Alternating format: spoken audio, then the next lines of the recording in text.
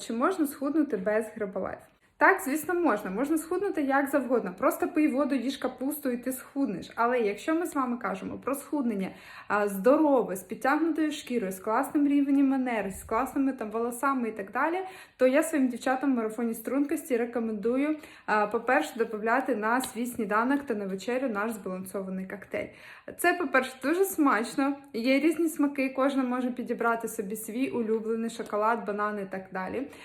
Далі, це дуже швидко в приготуванні. І третє, це мінімум калорій, але максимум харчової цінності. Всього 100 калорій, але ми отримаємо тут рослинні білки, вітаміни, мінерали, клітковину, корисні жири. Це дуже класно, дуже смачно, нам допомагає худнути, красиво, здорово, з підтягнутою шкірою, з класним рівнем енергії, з гарними волосами. Якщо ти також хочеш худнути красиво та здорово, підписуйся на мене, пиши мені слово «хочу» в коментарях, і я тобі допоможу.